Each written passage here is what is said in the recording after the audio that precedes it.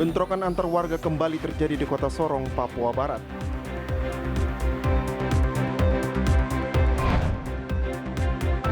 BP bersama SKK Migas menyerahkan bantuan senilai 570 juta rupiah untuk mendukung Peparnas 2021.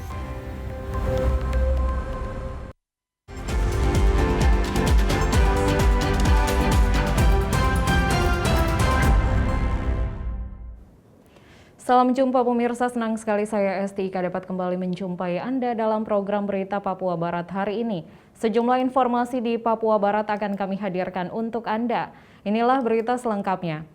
Pemirsa, warga Kompleks Victory dan warga Kompleks Kilang di Kota Sorong, Papua Barat, Jumat malam terlibat saling serang dengan menggunakan batu dan busur. Aparat kepolisian yang berada di lokasi kejadian terpaksa mengeluarkan tembakan ke udara untuk membubarkan bentrokan warga tersebut. Warga Kompleks Victory dan warga Kompleks Kilang di Jalan Basuki Rahmat, Kota Sorong, Papua Barat terlibat saling serang dengan menggunakan batu dan busur. Satu regu aparat kepolisian yang kebetulan berada di lokasi kejadian terpaksa mengeluarkan tembakan peringatan untuk membubarkan warga yang terlibat saling serang. Aksi saling serang ini diduga akibat pemuda yang tengah dipengaruhi minuman keras dipukul sekelompok pemuda yang akhirnya memicu aksi saling serang.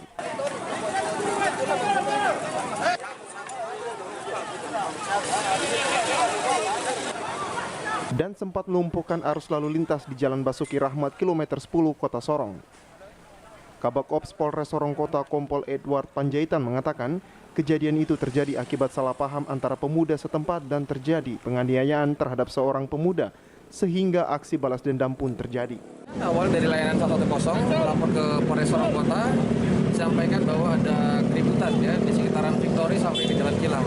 Nah, kemudian untuk sampai saat ini ya penyelidikan awal tadi sempat ada salah paham ya antara anak-anak yang informasinya katanya tadi sempat dipukul. Saat ini dari Polsek Sorong Timur sedang melakukan pendalaman. Adapun yang tadi sempat informasi menjadi korban awal sudah dibawa ke Polsek Sorong Timur untuk diambil keterangan lebih lanjut. Kemudian untuk saat ini dari Babin, kemudian anggota Polres dan Polsek kita masih terus memberikan penyuluhan kepada masyarakat. Aparat kepolisian dari Polres Sorong Kota yang tiba di lokasi langsung memukul mundur kedua kelompok warga yang terlibat saling serang ke kompleks mereka masing-masing. Tidak ada korban jiwa dari kedua belah pihak. Saat ini Kota Sorong dalam kondisi yang aman. Jalan Basuki Rahmat yang sempat ditutup akibat saling serang ini kini sudah kembali bisa dilewati kendaraan. Dari Sorong, Mika Jasman, TVRI Papua Barat melaporkan.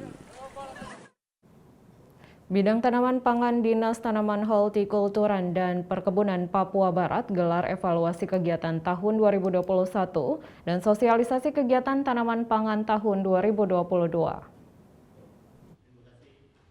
Evaluasi kegiatan tanaman pangan tahun anggaran 2021 dan sosialisasi kegiatan yang akan dilaksanakan Dinas Tanaman Pangan Hortikultura dan Perkebunan Papua Barat berlangsung di salah satu hotel di Manokwari pada 24 hingga 29 Oktober, dipimpin langsung oleh Kepala Bidang Kabid Tanaman Pangan Dinas TPH Bun Papua Barat, Lodik Anari.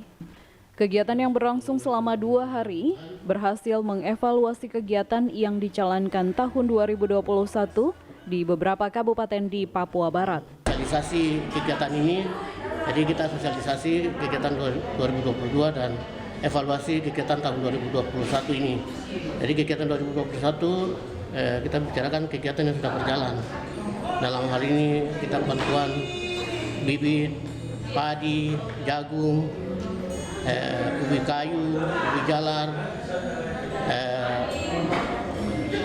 keladi yang berasal dari 2 anggaran, yaitu dari APBN maupun APBD. APBD ini dana otsus. Nah, dana otsus ini tidak artinya tidak banyak, tapi kita sudah memberikan kepada kelompok tani yang sudah ada. Jadi kita bantuan kegiatan ini ada di Kabupaten Manokwari, Kabupaten Sorong, Teluk Gandama, Sorong Selatan, Manokwari Selatan, Kaimana maupun Teluk Bintuni dan Tamrau. semua kegiatan kita sudah laksanakan. Selain evaluasi kegiatan yang telah berhasil di jalan di tahun 2021, melalui kegiatan ini pula disiapkan juga data calon petani dan calon lahan yang kemudian akan disampaikan Dirjen Tanaman Pangan Kementerian Pertanian. Kita pertemuan menyiapkan data-data yang diberikan oleh pemerintah pusat. Dalam hal ini Dirjen Tanaman Pangan Kementerian Pertanian. Jadi berhubung dengan itu kita meminta data-data untuk berupa data CPCL, poligon, dan data-data yang diminta dari pusat untuk disiapkan. Bila ada permintaan dari pusat, kita kirim untuk kesiapan untuk data-data yang diminta menyangkut calon petani dan calon lahan. Jadi yang diminta oleh pusat maupun daerah. Artinya CPCL ini supaya menjawab pemerintah pusat yang dalam hal ini untuk di Kementerian Pertanian, khususnya di Dirjen Tanaman Pangan. Diharapkan setelah kegiatan ini, data seluruh data dapat terakomodir guna mendukung kegiatan pada bidang tanaman pangan di tahun anggaran 2022. Arina Irianan, TVRI Papua Barat melaporkan. Mendukung keikutsertaan para atlet, pelatih, dan pendamping di ajang Pekan Paralimpik Nasional atau Peparnas ke-16 di Papua tahun 2021, BP bersama SKK Migas menyerahkan bantuan senilai lebih dari 570 juta. BP Indonesia merupakan mitra dari NPC Indonesia sejak tahun 2019 telah mendukung Hari Susanto dari cabang para badminton dan Hanik Puji Astuti dari cabang para shooting. Sebagai duta atlet BP sebelumnya, secara global BP memulai keterlibatannya dalam Olimpiade dan Paralimpiade di tahun 2008. Communication and Advocacy Team Leader BP Indonesia, Samu Konyora, mengatakan jika bantuan ini merupakan kelanjutan dari bantuan yang telah diberikan sebelumnya kepada kontingen PON Papua Barat dan PB PON Papua, dan hal ini dilakukan agar menjadi motivasi dan semangat bagi para atlet dan pelatih yang berlaga untuk mencapai prestasi terbaik.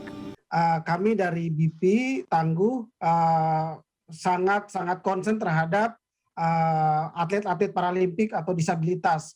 Support kami sebenarnya tidak hanya di Indonesia seperti di event Peparnas ini untuk NPC tadi, tetapi juga sampai di atlet yang akan ikut Olimpiade. Nah, khusus untuk NPC Papua Barat sendiri, kami bekerja sama dengan NPC Indonesia memberikan bantuan sekitar 570 juta rupiah, yaitu dalam bentuk paket perlengkapan olahraga bagi para atlet, pelatih, dan ofisial di NPC Papua Barat dan juga NPC Papua. Sementara itu, Ketua Bidang Organisasi NPCI Papua Barat Yos Marian mengatakan dirinya dan pengurus mengucapkan banyak terima kasih kepada BP Indonesia yang telah memberikan bantuan fasilitas penunjang bagi para atlet disabilitas yang akan mengharumkan nama daerah Provinsi Papua Barat dalam ajang Peparnas ke-16 di tanah Papua. Memang bantuan ini bantuan yang kami sangat mengharapkan karena kami sendiri tidak siapkan atau pemerintah sendiri tidak membantu kami untuk menyiapkan bantuan ini. Tapi syukur karena BP LNG sudah menyiapkan ini, kami sangat berterima kasih untuk BP LNG. Terima kasih untuk manajemen BP di Indonesia dan terima kasih juga buat BP Papua Barat, perwakilan Papua Barat. Dengan adanya kami dapat bantuan ini sungguh sangat luar biasa karena memberikan motivasi untuk atlet-atlet kami dan juga para pelatih kami. Jadi sesuai dengan lagu yang tadi dinyanyikan bahwa kami siap untuk ikut Peparnas di Jayapura. Harapan Bapak sendiri bagaimana? Harapan saya ke depan kami tetap berhubungan baik dengan BP LNG supaya tetap mendapat bantuan seperti ini, tetap memberikan motivasi serupa macam ini. Jadi kami tetap mengharapkan BP LNG untuk membantu kami dalam hal perlengkapan seperti yang sudah dibagikan. Sebelumnya BP dan SKK Migas telah menyerahkan bantuan perlengkapan olahraga senilai 800 juta rupiah kepada KONI Papua Barat untuk partisipasi kontingen PON Papua Barat serta seragam senilai 400 juta rupiah kepada panitia PON 20 Papua pada 2 hingga 15 Oktober lalu. Putra Arianto, TVRI Papua Barat melaporkan. Usai melakukan upacara perayaan Hari Ulang Tahun Kabupaten Tambrau ke-13 tahun, Bupati Gabriel Asem juga berkesempatan untuk meresmikan jembatan dan rumah jabatan Wakil Bupati dan Sekretaris Daerah Kabupaten Tambrau. Usai melaksanakan upacara, Bupati Tambrau juga meresmikan jembatan Sungai Isako serta rumah jabatan Wakil Bupati dan Sekretaris Daerah Tambrau yang berada di Kota Vev pada Jumat 29 Oktober kemarin. Peresmian ini ditandai dengan penandatanganan prasasti dan pengguntingan pita oleh Bupati Gabriel Asem. Menurut Gabriel, pembangunan infrastruktur adalah yang utama untuk mendorong pembangunan di Kabupaten Tambrau. Dalam membuka terisolasian wilayah dan memudahkan akses masuk keluar barang dan jasa serta masyarakat dari Kabupaten Tambrau ke kabupaten lainnya di Provinsi Papua Barat. Ia juga berharap dengan adanya pembangunan seperti ini bisa menurunkan harga barang yang ada di Kabupaten Tambrau. Bangunan ini untuk ulang tahun kabupaten ini berupa peresmian 2 jembatan dan 2 rumah jabatan. Bagi saya, infrastruktur itu utama untuk mendorong percepatan pembangunan di Tambrau, membuka keterisolasian wilayah, dan bisa memudahkan akses masuk keluar manusia, masuk keluar barang dan jasa, dan seterusnya. Dan juga otomatis pasti menurunkan harga atau basic price di Tambrau. Kalau infrastruktur jalan sudah bagus, maka harga akan turun dengan sendirinya. Sebelumnya, Kepala Dinas Pekerjaan Umum Kabupaten Tambrau, Hermanus Mate mengatakan, rumah jabatan Wakil Bupati Tambrau yang dibangun seluas 2.325 meter persegi dengan anggaran sebesar 8 miliar lebih. Dan rumah jabatan Sekretaris Daerah luas bangunan 2.325 meter persegi pada tahun anggaran 2019-2020 sebesar 5 miliar. Sementara untuk pembangunan jembatan Isakao dan jembatan Sunop, masing-masing menelan anggaran sebesar 21 miliar 938 juta rupiah dan 49 miliar 983 juta rupiah.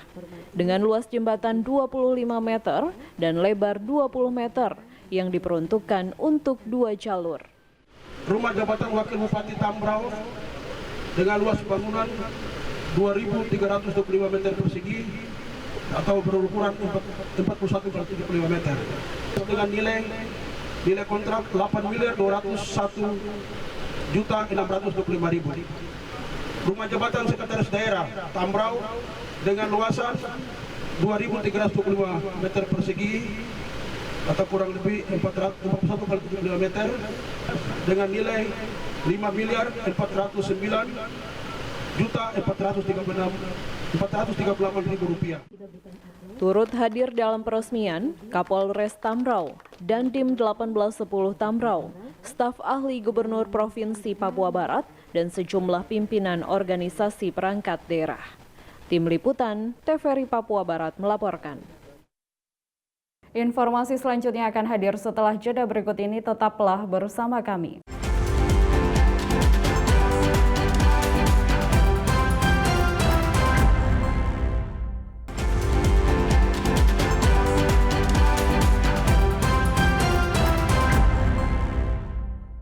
Terima kasih Anda masih bersama kami.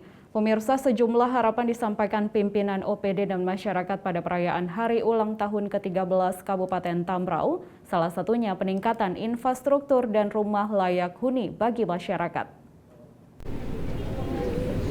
Sejumlah harapan itu disampaikan pimpinan organisasi perangkat daerah dan masyarakat pada perayaan Hari Ulang Tahun Kabupaten Tambrau ke-13 tahun pada tanggal 29 Oktober 2021 kemarin. Salah satu harapan datang dari Kepala Dinas Perumahan Kabupaten Tambrau, Martin Yeblo. yang berharap agar kepemimpinan bupati selanjutnya dapat merayakan hari ulang tahun Tambrau yang lebih meriah lagi dengan perkembangan yang ada. Ia juga mengatakan, meski selama 13 tahun ini masih terdapat kekurangan, namun yang perlu ditingkatkan ke depan yaitu masalah infrastruktur dan sumber daya manusia, terutama peningkatan kehidupan masyarakat, peningkatan perikanan dan peternakan maupun perumahan bagi aparatur sipil negara. Kabupaten Tambrau ini ke depan Kabupaten Tambrau tahun yang diakhiri oleh Bapak Bupati ini ke depan seorang pimpinan yang baru akan lebih melaksanakan Kabupaten Tambrau lebih dari Bupati Tambrau yang sekarang. Selama 13 tahun ini Bapak ini apa yang perlu ditambahkan oleh pemerintah? Baik itu infrastruktur dan sumber daya manusia dan juga peningkatan kehidupan masyarakat, tingkatkan pertanian, perikanan dan peternakan. Sementara itu salah satu masyarakat Tambrau, Meliaki, yang berharap agar Kabupaten Tambrau bisa terus maju selama kepemimpinan Bupati Gabriel Asem guna mendukung pembangunan di Tambrau. Ia dan masyarakat asli Tambrau lainnya pun meminta agar pemerintah daerah dapat memperhatikan masyarakat dengan membangun rumah yang layak bagi mereka. Depan Kabupaten Tambrau ini tetap maju karena Pak Bupati masih begini, tetap maju terus.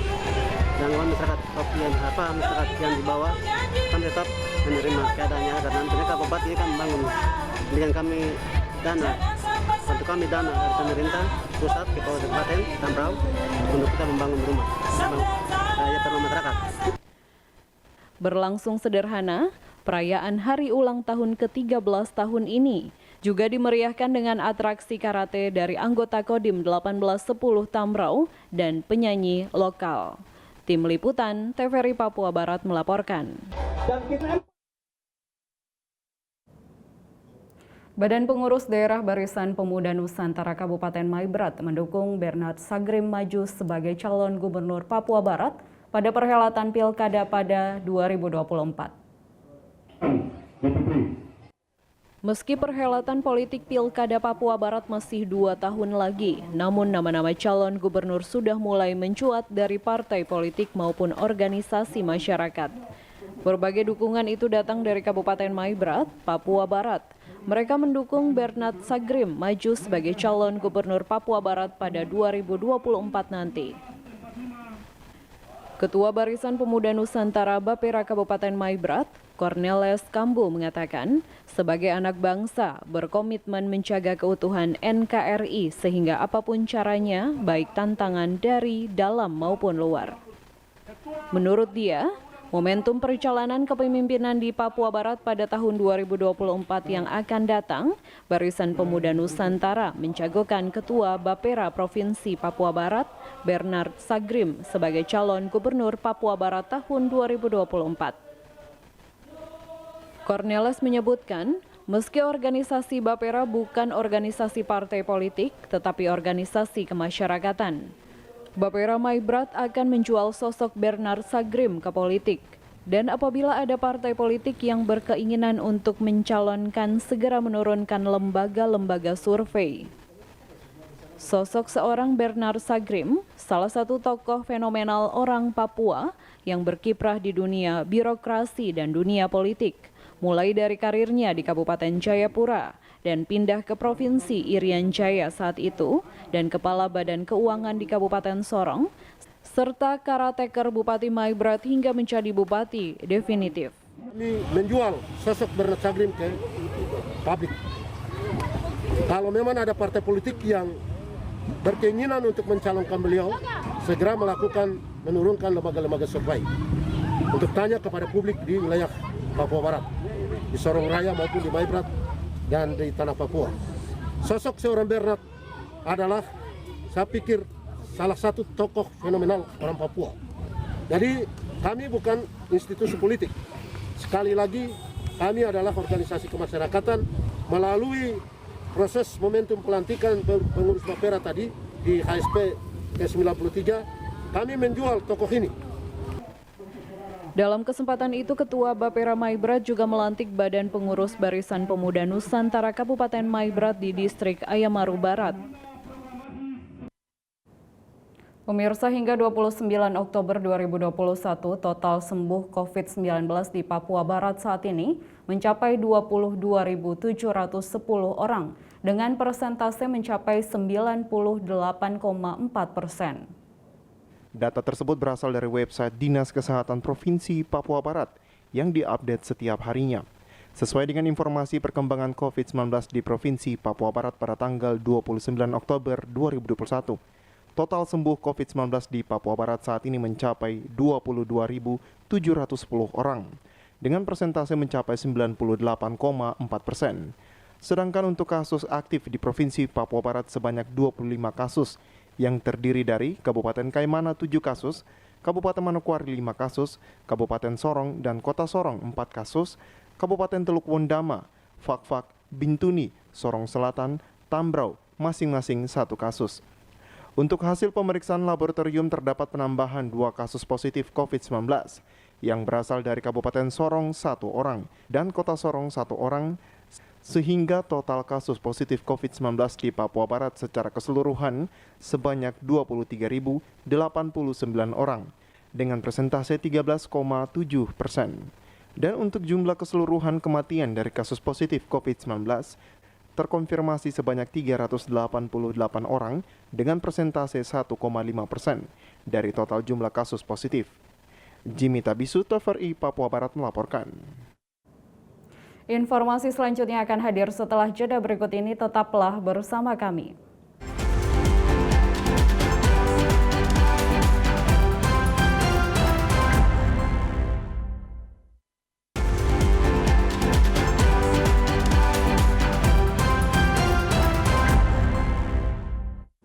Terima kasih Anda masih bersama kami. Pemirsa, Sekda Kabupaten Manokwari Dr. Gigi Hendri Sembiring membuka perlombaan pemilihan pegawai teladan di lingkup Pemda Manokwari dalam rangka memeriahkan hari ulang tahun Manokwari ke-123 tahun dan mendorong pegawai untuk memberi kinerja terbaik. Mendengarkan arahan Bupati Manokwari. Bertempat di kantor Inspektorat Kabupaten Manokwari Kamis pagi kemarin, dilaksanakan penilaian bagi pegawai teladan di lingkup pemerintah Kabupaten Manokwari. Kegiatan yang dibuka langsung oleh Sekda Manokwari, Dr. Gigi Hendri Sembiring, didampingi pelaksana tugas Kepala Inspektorat Kumaidi dan Ketua Panitia Hari Ulang Tahun Kabupaten Manokwari, Albert Simatupang. Dalam sambutannya, Sekda Manokwari Dr. Gigi Hendri Sembiring menyampaikan rangkaian kegiatan yang dilaksanakan ini terutama pemilihan pegawai teladan untuk mendorong kinerja dari pegawai baik ASN maupun honorer guna meningkatkan kinerja mereka. Saya tahu hati dari semua Bapak Ibu, tetapi semua orang tahu dapat sertifikat dari Bupati baru diakui oleh Bupati bahwa saudara adalah teladan-teladan di masing-masing kantornya. Makanya saya agak bukan kecewa, saya melihat ada OPD yang tidak melibatkan, tidak mendaftarkan, itu nanti kan bisa dikejar oleh staf. Kalau saya provokasi di koran. Iya, karena kenapa ada yang lain mendaftar ASN dan honorer, tetapi ada yang tidak. Berarti di mana letak pimpinan? Ya, ini pembinaan sumber daya manusia. Pengakuan. Pengakuan itu adalah kebutuhan hak daripada manusia. Ketua Panitia Hari Ulang Tahun ke-123 Kabupaten Manokwari, Albert Simatupang, pada kesempatan tersebut menyampaikan, perlombaan ini berlangsung dengan kriteria yang dinilai meliputi kedisiplinan pegawai, menguasai tupoksi pekerjaan, dan beberapa hal lain. Untuk aparatur sipil negara, minimal yang sudah mengabdi 5 tahun ke atas. Bagi honorer, 5 tahun ke atas. Indikator penilaiannya itu adalah pertama menyangkut disiplin pegawai yang bersangkutan. Ya, itu yang pertama. Yang kedua, apakah dia memahami pekerjaannya atau tidak. Ya. Jadi wajib dia mengetahui ya pekerjaan atau tupoksi yang dia kerjakan setiap harinya. Ya, karena banyak pegawai ya hadir tapi tidak tahu apa yang mau dikerjakan. Ya, dan ada pegawai yang tidak tahu kerja. Ya, walaupun dia sudah tahu pekerjaannya. Jadi itulah nanti yang dinilai oleh dewan juri, ya. Jadi masalah disiplin juga, ya, masalah disiplin masuk kantor, pulang kantor, seperti itu. Jadi yang kedua, indikatornya adalah sebagai ASN dia umur masa kerjanya 10 tahun ke atas. Sedangkan honorer itu 5 tahun ke atas. Ya, jadi kalau honorer 5 tahun ke bawah dia tidak bisa ikut lomba. Diharapkan dari kegiatan ini dapat memacu para pegawai di lingkup Pemda Manokwari untuk lebih giat dan disiplin dalam bekerja dan memberikan pengabdian kepada pimpinan. Arina Irianan, TVRI Papua Barat melaporkan. Jelang hari jadi Kabupaten Manokwari ke-123 tahun, pertandingan sepak bola Adolf Kabo digelar dengan tujuan membangun kembali kejayaan sepak bola di Manokwari. Memeriahkan hari jadi Kota Manokwari ke-123 tahun 2021, beberapa kegiatan akan digelar guna meramaikan hari ulang tahun Kota Manokwari. Di antaranya pertandingan futsal Bupati Cup dan sepak bola Adolf Kabo Cup yang tengah berlangsung dan dibuka secara langsung oleh Bupati Manokwari beberapa waktu lalu dan juga lomba pemilihan pegawai teladan di lingkup Pemda Manokwari. Ketua Panitia Perayaan Hari Ulang Tahun ke-123 Kabupaten Manokwari, Albert Simatopang, mengatakan diri pertandingan futsal dan sepak bola diupayakan dapat membangun kebersamaan dan membangkitkan kembali olahraga di Manokwari. Khususnya turnamen Adolf Kabo Cup yang dibuka langsung oleh Bupati dapat kembali membangkitkan tim sepak bola Manokwari yang lama vakum. Untuk itu, Adolf Kabo Cup direncanakan terselenggara setiap tahun untuk mengembalikan kejayaan Perseman di masa lampau. Jadi, adapun dilaksanakannya kegiatan-kegiatan ini, yang kita tahu bahwa masyarakat Manokwari ini kan hidup di dalam alam perbedaan, baik suku, agama, dan lain-lain.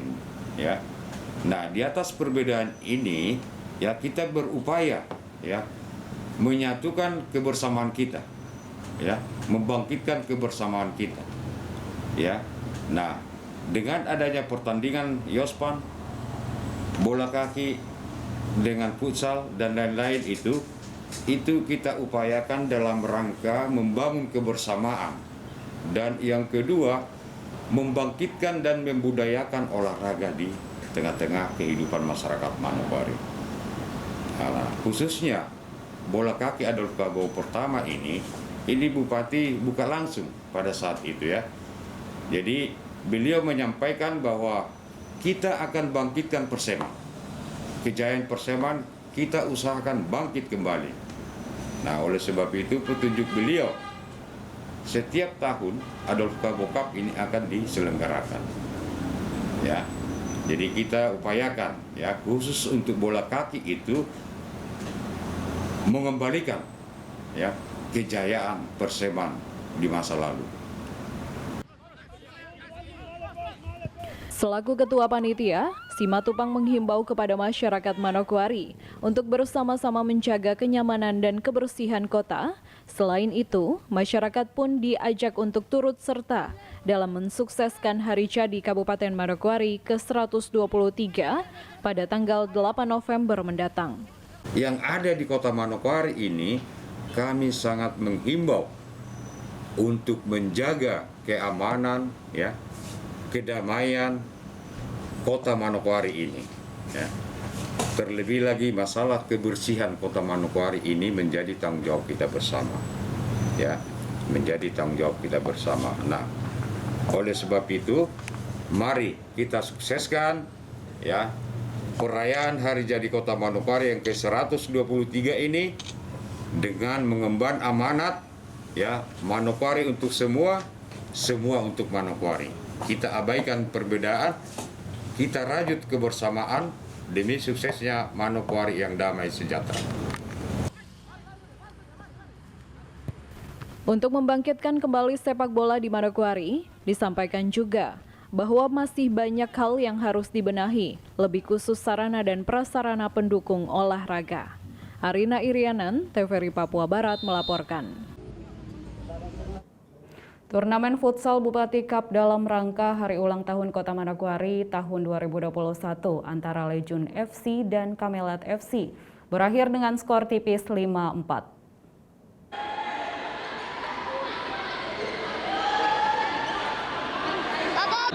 Turnamen futsal Bupati Cup dalam rangka HUT Kota Manokwari masih terus berlangsung. Kamis malam Legiun FC dan Kamela FC dipertemukan pada pertandingan yang berlangsung di Gor Sanggeng Manokwari.